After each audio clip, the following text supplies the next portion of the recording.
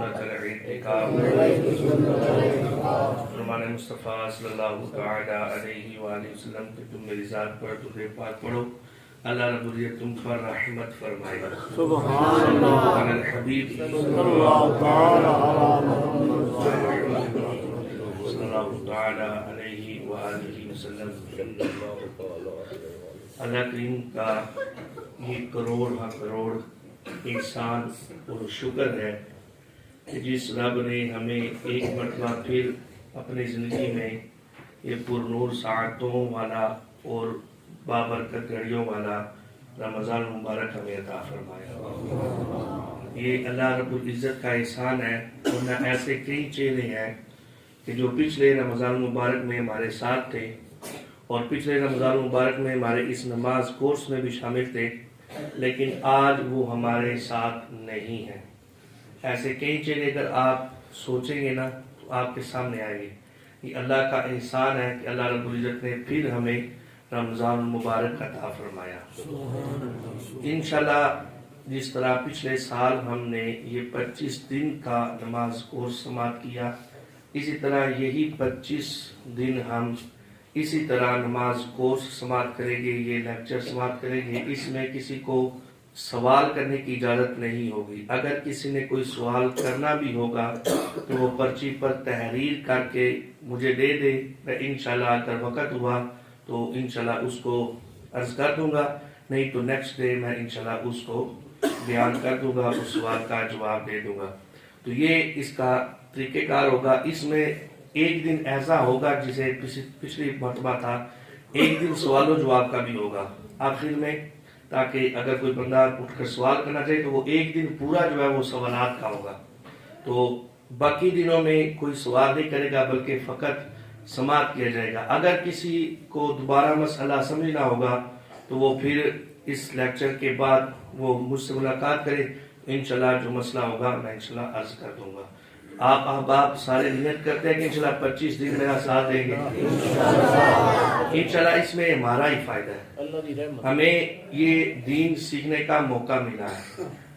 نبی پاک علیہ السلام کا فرمان ہے, آقا علیہ السلام نے ارشاد فرمایا من یرید اللہ بہ خیرا یفقہہ فی الدین. آقا نے ارشاد فرمایا کہ اللہ رب العزت جس سے بھلائی کا ارادہ فرمانا چاہتا ہے نا, اچھا کامیابی کا معیار دولت نہیں ہے. اگر بندہ یہ کہے نا کہ میرے پاس دولت آ گئی ہے, میرے پاس اچھا مکان آ گیا ہے, میرے پاس اچھا کاروبار آ گیا ہے, یہ اللہ کی نعمت ضرور ہے لیکن یہ کامیابی کا معیار نہیں ہے. کیونکہ دولت فرعون کے پاس بھی تھی لیکن رب اس سے راضی نہیں تھا. دولت قارون کے پاس بھی تھی لیکن رب اس سے راضی نہیں تھا. یہ دولت شداد کے پاس بھی تھی لیکن رب اس سے راضی نہیں تھا. یہ دولت حامان کے پاس بھی تھی لیکن اللہ رب العزت اس سے راضی نہیں تھا. اور اسی طرف اگر دیکھ لیں تو دولت حضرت عثمان غنی کے پاس بھی تھی لیکن اللہ اس سے راضی تھا. اسی طرح دیکھ لیں دولت حضرت عبد الرحمن بن عوف رضی اللہ تعالیٰ عنہ مشرہ میں سے صحابی رسول ہیں, ان کے پاس بھی تھی لیکن رب ان سے راضی تھا. تو پتہ چلا کہ دولت کا ہو جانا, آ جانا, مل جانا یہ کامیابی کا معیار نہیں ہے. یہ کامیابی نہیں ہے. یہ اگر بندہ کہے کہ اس سے میں کامیاب ہو گیا تو نہیں. کامیاب کس سے ہوا؟ سنیے نبی پاک علیہ السلام کا فرمان. آقا نے فرمایا من یرید اللہ بہ خیرا یفقہہ فی الدین.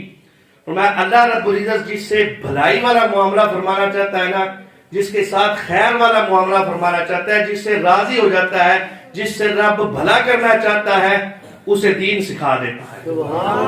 یہ اللہ رب العزت کی رضا کا سبب ہے کہ ہمیں ان دنوں میں رمضان مبارک کی ان بابرکت دنوں میں ہمیں اللہ رب العزت دین سیکھنے کا موقع دے رہا ہے. حضرت سلیمان علیہ نبینا علیہ السلام اللہ کی نبی ہیں. اللہ رب العزت نے ارشاد فرمایا اے سلیمان چاہے تو دولت لے لے, چاہے تو حکومت لے لے, چاہے تو علم لے لے, یہ تجھ پر میں چھوڑتا ہوں. ان تینوں میں سے کوئی ایک چیز تو اگر کہے گا, دولت کہے گا میں دولت وافر مقدار میں عطا کر دوں گا. اگر حکومت کہے گا تو پوری دنیا میں تیری حکومت ہوگی. اور اگر تو علم کہے گا تو میں تمہیں علم عطا کروں گا. تو حضرت سلیمان علیہ نبی علیہ السلام نے عرض کی مولا مجھے علم عطا فرما، کیونکہ علم ان دونوں سے افضل ہے۔ تو خالق کائنات نے ارشاد فرمایا سلیمان تم نے علم مانگا، میں نے تمہیں علم عطا کیا، اور علم کے صدقے تمہیں دولت بھی دے دی، تمہیں حکومت بھی دے دی۔ علم دولت بھی دیتا ہے، حکومت بھی دیتا ہے، تو علم ہی سب کچھ ہے اگر بندہ علم کو سمجھے۔ تو یہ 25 دن ہم نے علم سیکھنا ہے، ہم نے یہاں پر طالب علم بن کے بیٹھنا ہے، ہم نے دین سیکھنے کے لیے بیٹھنا ہے، ہم نے نماز کو درست کرنے کے لیے بیٹھنا ہے۔ تو یہ آج ہمارا جو ٹاپک تھا، جو فلیکس پر لکھا ہوا بھی ہے، نماز کے فرض علوم کی اہمیت، یعنی یہ جو ہم نے 25 دن میں سیکھنا ہے، سمجھنا ہے، اس کی کیا اہمیت، کیا یہ ضروری ہے اس کو سیکھنا، کیا واقعی اس کو ضروری ہے یا کیا معاملہ ہے؟ تو سنیے حضرت سیدنا ابو ہریرہ رضی اللہ تعالی عنہ سے روایت ہے، نبی کریم صلی اللہ تعالی علیہ وآلہ وسلم نے ارشاد فرمایا انسان 60 برس تک نماز پڑھتا رہتا ہے، یعنی 60 سال تک وہ نماز پڑھتا رہتا ہے، لیکن اس کی ایک نماز بھی اللہ کی بارگاہ میں قبول نہیں ہوتی۔ آقا علیہ السلام نے ارشاد فرمایا کیونکہ وہ شخص رکوع و سجود کو صحیح طریقے سے ادا نہیں کرتا، یعنی وہ اگر اس کو درست طریقے سے ادا کرے گا تو قبول ہوگی۔ یہ نہیں ہے ہم یہ کہہ دیتے ہیں نا دین چ سختی کوئی نہیں، بھائی دین میں سختی، دین لانے میں کوئی سختی نہیں ہے۔ لا اکراہ فی الدین، اس آیت کا مفہوم اور ترجمہ اور تفسیر یہ بنتی ہے کہ دین لانے میں سختی نہیں ہوگی، یعنی کسی کو گن پوائنٹ پہ نہیں کہا جائے گا کہ تو اسلام قبول کر، یہ اس کی اپنی مرضی ہوگی، لیکن جب وہ اسلام قبول کر لے گا تو اب اسلام کے احکامات اس پر لاگو ہو جائیں گے، وہ جتنے اسلام کے احکامات ہیں وہ اس پر لازم ہو جائیں گے۔ تو نبی پاک صلی اللہ علیہ وسلم نے ارشاد فرمایا قیامت والے دن سب سے پہلا جو سوال ہوگا نا وہ بھی نماز کی ہوگا۔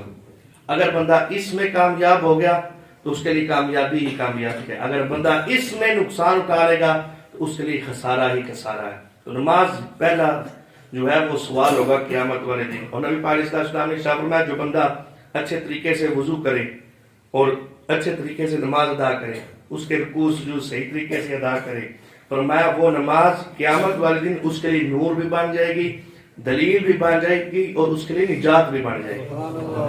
اور فرمایا کہ اگر کوئی بندہ نماز کو صحیح طریقے سے ادا نہیں کرتا، اس کے رکوع سجود کا خیال نہیں رکھتا، اسے پتہ نہیں نماز کے فرائض کتنے ہیں، فرض چھوٹ جائے تو نماز کا کیا حکم ہے، اگر جو ہے وہ اس کا واجب ترک ہو جائے تو اس کے لیے نماز کا کیا حکم ہے، اگر سنت موقدہ ترک ہو جائے تو اس کے لیے نماز کا کیا حکم ہے، اگر مستحبات میں سے کوئی مستحب رہ جائے تو اس کے لیے نماز کا کیا حکم ہے، یعنی اس بات کو سمجھتا نہیں، وہ نماز پڑھتا ہے، واجب ترک ہو جاتا ہے، اسے پتہ نہیں میں نے اس کا کفارہ کیسے ادا کرنا ہے، تو اسی طرح وہ نماز کو سمجھتا نہیں، نماز کی حفاظت نہیں کرتا، تو فرمایا وہ نماز نہ تو اس کے لیے نور بنے گی قیامت والے دن، نہ اس کے لیے دلیل بنے گی، اور نہ اس کے لیے نجات بنے گی۔ اور اگلے جو جملے ہیں نا میرے آقا نے ارشاد فرمایا قیامت والے دن وہ بندہ قارون، فرعون، حامان، یزید، شمر، ابی بن خلف دشمنان خدا کے ساتھ کھڑا کر دیا جائے گا۔ یہ اتنی اہمیت ہے اس کی، اس کے سیکھنے کی۔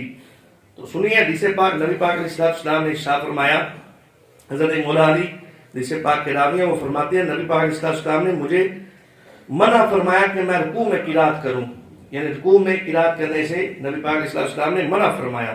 اور آقا علیہ السلام نے ارشاد فرمایا کہ جو نماز کو صحیح طریقے سے ادا نہیں کرتا، اپنی پشت سیدھی نہ کرنے والا ہے، یعنی وہ رکوع سجود کو صحیح ادا نہیں کرتا، اس کو سمجھتا نہیں ہے، تو فرمایا اس کی مثال اس حاملہ عورت جیسی ہے کہ جس نے بچے کو اپنے پیٹ میں رکھا، جب وضع حمل کا وقت آیا تو اس سے پہلے اس نے وہ حمل گرا دیا، کہا نہ تو اس کے پاس وہ حمل بچا اور نہ ہی اس کے پاس بچا رہا۔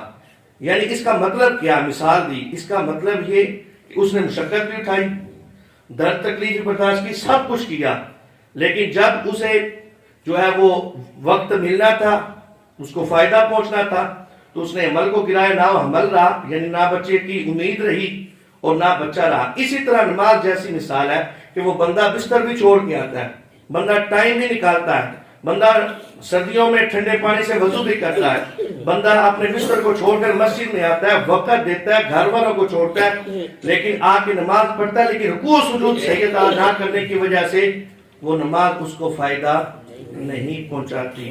تو کہا اس کی مثال اس حاملہ عورت جیسی ہے کہ جس کے وضع حمل کا وقت آیا تو اس نے جو ہے وہ اپنے حمل کو گرا دیا۔ یعنی کیا مشقت اٹھانے کے باوجود کیا ہوا؟ اسے کچھ فائدہ حاصل نہیں ہوا. نبی پاک علیہ السلام نے ارشاد فرمایا، حضرت ابو قتادہ رضی اللہ عنہ جسے پاک گرامی ہے، آقا علیہ السلام نے ارشاد فرمایا کہ لوگوں میں سے بدترین چور وہ ہے جو نماز کا چور ہے. بدترین چور وہ ہے، یعنی چوروں میں سے بدترین چور وہ جو نماز کا چور ہے. اب صحابہ نے عرض کی، یا رسول اللہ صلی اللہ تعالی علیہ وسلم کہ نماز کا چور کیسے ہو سکتا ہے؟ کوئی کیا نماز کو چرانے والی چیز ہے؟ نماز کا چور کیسا چور؟ نبی پاک علیہ السلام نے ارشاد فرمایا نماز کا چور وہ ہے جو نماز کے رکوع و سجود صحیح ادا نہیں کرتا. اب اس کا مطلب کیا ہے رکوع و سجود صحیح ادا نہیں؟ یعنی فقط نام رکوع و سجود کا ہے، لیکن اس میں یہ ہے کہ وہ تکبیر تحریمہ نہیں صحیح کہتا، وہ قیام نہیں درست کرتا، وہ قوما جلسہ درست نہیں ادا کرتا، وہ رکوع و سجود صحیح ادا نہیں کرتا، وہ قاعدے میں کیسے بیٹھنا ہے اس طرح نہیں، وہ خروجی بسن کس طرح کرنا ہے، وہ یہ سارے معاملات کو نہیں سمجھتا اور نہ اس طرح صحیح طریقے سے ادا کرتا ہے. تو فرمایا نماز کا چور وہ ہے کہ جو رکوع و سجود کو صحیح ادا نہیں کرتا، تو وہ نماز کا چور ہے. اب مفتی احمد یار خان نینی علیہ رحمہ اس کی تفسیر کرتے ہوئے وہ ارشاد فرماتے ہیں کہ نبی پاک علیہ السلام نے بدترین چور کہا. حالانکہ برا تو چور وہ بھی ہے جو گھروں میں چوری کرتا ہے، لیکن نماز کے چور کو بدترین کیوں کہا؟ تو مفتی احمد یار خان نینی وضاحت کرتے ہوئے وہ فرماتے ہیں کہ جو نماز کا چور ہے نا وہ بدترین کس طرح ہے؟ کہا کہ جو گھروں میں چوری کرتا ہے نا وہ اگر پکڑا بھی جائے اسے سزا بھی ہو جائے نا، لیکن اس کو کچھ نہ کچھ فائدہ ضرور پہنچتا ہے. وہ جو اس نے مال چرایا نا وہ مال کچھ نہ کچھ دنیاوی فائدہ ہی صحیح، تو وہ اس کو کچھ نہ کچھ نفع ضرور ہوتا ہے. وہ اس مال سے کچھ نہ کچھ خرید کے اپنے آپ کو تسکین ضرور پہنچاتا ہے، وہ اس سے کچھ نہ کچھ نفع حاصل لازمی کرتا ہے. لیکن نماز کا چور ایسا ہے کہ جو مشقت بھی کرتا ہے لیکن اسے کچھ بھی نفع نہیں ہوتا، اس لیے یہ بدترین چور ہے. اور مفتی احمد یار خان نینی ارشاد فرماتے ہیں بدترین دوسری طریقے سے بھی ہے. وہ کس طرح؟ کہ جو گھروں میں چوری کرتا ہے وہ لوگوں کا حق مارتا ہے، اور جو نماز میں چوری کرتا ہے وہ رب کا حق مارتا ہے. یعنی رب کا حق تھا نا، یہ نماز کس کے لیے تھی؟ اپنے رب کے لیے پڑھنی. تو کہا کہ جو اس کا چور ہے نا نماز کا، وہ اپنے رب کے حق پہ ڈاکہ ڈالتا ہے. اس لیے یہ نماز اس کو صحیح طریقے سے ادا کرنا یہ فرض ہے. جیسے نماز پڑھنا فرض ہے، اسی طرح نماز کے مسائل سیکھنا فرض ہے. جس طرح نماز پڑھنا فرض ہے، اسی طرح نماز کے احکامات کو سیکھنا، اس کے فرائض کو سیکھنا، اس کے واجبات کو سیکھنا، اس کی سنت موقدہ کو سیکھنا. جس طرح نماز پڑھنا فرض، اسی طرح ان کا سیکھنا بھی فرض ہے. سنیے ایک اور حدیث پر نبی پاک علیہ السلام نے ارشاد فرمایا کہ جو بندہ صحیح طریقے سے رکوع و سجود ادا نہیں کرتا اور نماز نہیں پڑھتا، نبی پاک علیہ السلام نے ارشاد فرمایا کہ جب بندہ نماز پڑھتا ہے تو ایک فرشتہ اس کی دائیں طرف ہوتا ہے، ایک فرشتہ اس کی بائیں طرف ہوتا ہے. تو وہ دونوں فرشتے ہوتے ہیں، ایک دائیں طرف ایک بائیں طرف. اگر تو بندہ صحیح نماز ادا کرتا ہے تو وہ فرشتے اس کی نماز کو آسمانوں کی طرف لے جاتے ہیں، اور اگر وہ بندہ درست طریقے سے نماز ادا نہیں کرتا، فرمایا کہ وہ نماز ایک پرانے کپڑے میں لپیٹ کر اس کے منہ پہ مار دی جاتی ہے. اب آپ خود دیکھ لیں کہ نماز کو سیکھنا کتنا ضروری ہے. نبی پاک علیہ السلام کا یہ فرمان سماعت پڑھیں. آقا علیہ السلام ایک مرتبہ مسجد میں حاضر تھے. نبی پاک علیہ السلام نے دیکھا ایک بندہ آیا، اس نے نماز پڑھی، جلدی جلدی اس نے رکوع کیے، سجود کیے. رکوع و سجود کے بعد اس نے جو ہے وہ فوراً دعا مانگی اور جانے لگا. تو آقا علیہ السلام نے بلا لیا. آقا علیہ السلام کو اسلام عرض کرتا ہے. نبی پاک علیہ السلام نے ارشاد فرمایا وعلیکم السلام، فرمایا ارجع فصلی فانک لم تصلی، فرمایا کہ جا تو نماز پڑھ، تو نے نماز نہیں پڑھی. وہ اٹھا، اس نے دوبارہ نماز پڑھی. دوبارہ نماز پڑھ کے آیا تو آقا علیہ السلام نے پھر شاہ فرمایا ارجع فصلی فانک لم تصلی، فرمایا جا نماز پڑھ، تو نے نماز نہیں پڑھی. اب وہ پھر اٹھا، اس نے پھر نماز پڑھی. پھر آیا، نبی پاک علیہ السلام نے بلا لیا. پھر ارشاد فرمایا ارجع، واپس لوٹ، فصلی، اور نماز پڑھ. لم تصلی، تو نے نماز پڑھی کوئی نہیں ہے. اس نے عرض کی یا رسول اللہ مجھے تو ایسی ہی آتی ہے، یہی نماز ہے، اور کون سی نماز ہے؟ تو آقا علیہ السلام نے ارشاد فرمایا جا صحیح طریقے سے رکوع سجود ادا کر، اطمینان کے ساتھ اس کا قوما جلسہ، اس کے رکوع سجود ادا کر. اگر تم نے اس طرح نماز پڑھی ہے تو تم گویا تمہاری نماز ہوئی نہیں ہے. اس لیے اس کے رکوع سجود صحیح ادا کرنا یہ انتہائی ضروری ہے. اور ایک اور حدیث پاک فرمائے سماعت فرمائے حضرت حذیفہ بن یمان رضی اللہ تعالیٰ عنہ حدیث پاک کے راوی ہیں، اور یہ حدیث پاک بخاری شریف کے حدیث پاک ہے۔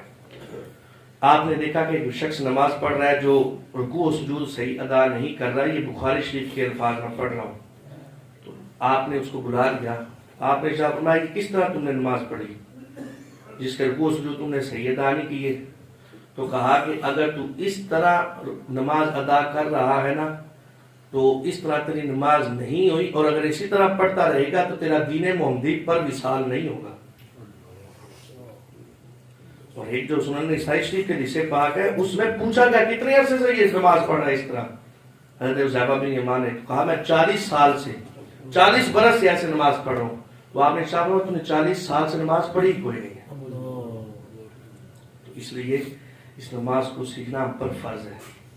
یہ میں نے صبح تفسیر بیان کرتے ہوئے یہ بات کی تھی، اور یہ میں ابھی بھی پورے دعوے کے ساتھ بات کر رہا ہوں، جس طرح ہمیں 5 ٹائم نماز فرض ہے نا، میں بلا مبالغہ یہ جملہ بول رہا ہوں اور بڑی ذمہ داری کے ساتھ بول رہا ہوں، جس طرح 5 ٹائم نماز سیکھنا ہم پر فرض ہے نا، یہ نماز کورس بھی ہم پر فرض ہے۔ یہ بات ذہن میں رکھیے گا، یہ میں بغیر ذمہ داری کی یہ جملہ نہیں بول رہا بلکہ پوری ذمہ داری کے ساتھ بول رہا ہوں۔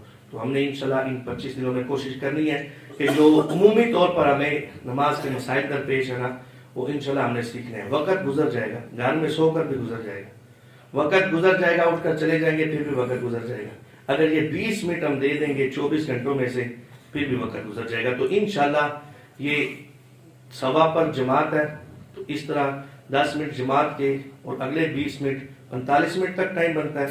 انشاءاللہ 20 منٹ میں آپ سے مانگتا ہوں آپ 20 منٹ دیں، کوشش یہ کروں گا 17 18 19 20 منٹ کے پہلے یہ نا کلیئر ہو جائے، ورنہ 20 منٹ تک انشاءاللہ یہ بیان مکمل ہو جائے گا، اس سے آگے نہیں بڑھے گا۔ تو آپ کے یہ 20 منٹ انشاءاللہ آپ کو فائدہ دیں گے، دنیاوی فائدہ بھی ہوگا اور اخروی فائدہ بھی انشاءاللہ آپ کو حاصل ہوگا۔ آپ نے اس 20 منٹ میں خود بھی شرکت کرنی ہے اور کوشش کرنا ہے اپنے دوست احباب کو بھی لے کر آنا ہے، تو انشاءاللہ ہم اس کو سیکھیں گے۔ 45 منٹ تک ٹائم ہوگا، جماعت اگر 12 منٹ کی بھی ہو تو 45 سے پہلے ہم مکمل کر لیں گے، جماعت اگر 8 منٹ کی بھی ہو تب بھی 45 منٹ سے پہلے ہم جو ہے وہ دعا کر لیں گے۔ دعا ہے اللہ رب العزت جو سنا سمجھا اس پر عمل کرنے کی توفیق عطا فرمائے۔ کل انشاءاللہ ہمارا موضوع ہوگا وضو کا طریقہ، تو انشاءاللہ ہم وضو کا طریقہ سماعت کریں گے۔ اللہ رب العزت عمل کی توفیق عطا فرمائے۔